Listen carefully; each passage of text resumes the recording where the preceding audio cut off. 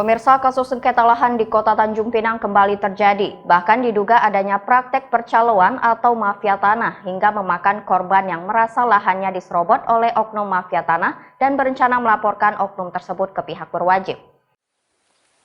Kasus mafia tanah baru-baru ini masih hangat diperbincangkan di tengah publik, lantaran kasus agraria ini cukup marak terjadi bahkan di lingkup nasional. Seperti yang terjadi oleh AP Sembiring yang mengaku dirugikan oleh salah satu oknum RW yang diduga sebagai mafia tanah.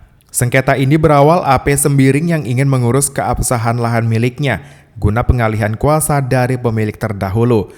Namun pada prosesnya ternyata lahan milik AP Sembiring yang awalnya tercatat 27.000 meter persegi dalam nota perjanjian mendadak berkurang hanya menjadi 13.000 meter persegi dengan dalih sebagian lahan tersebut milik pihak lain yang berada di Jakarta, sehingga AP Sembiring hanya dapat memperoleh 1,3 hektar lahan tersebut.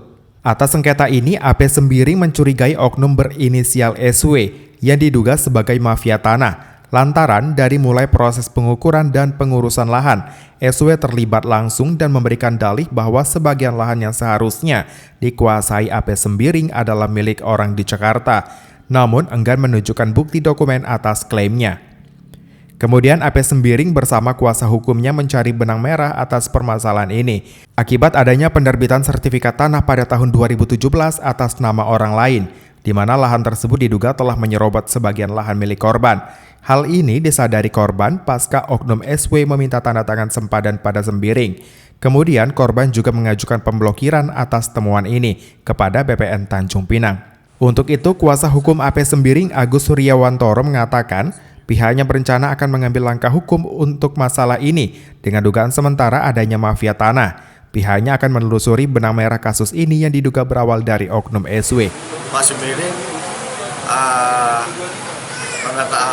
merasa ada luas tanahnya itu yang berkurang, dan sehingga pada Pak Sembiring saat ini dia ingin menuntut kekurangan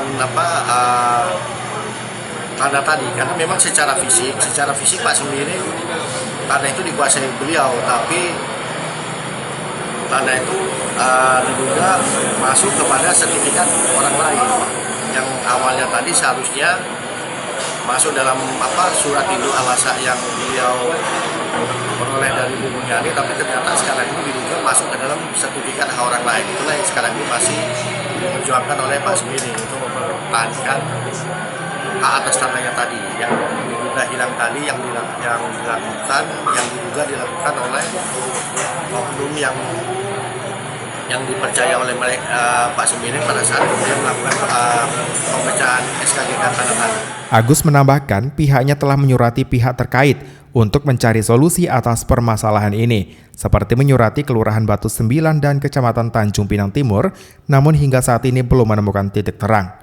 Muhammad Nazarullah, GoTV News melaporkan.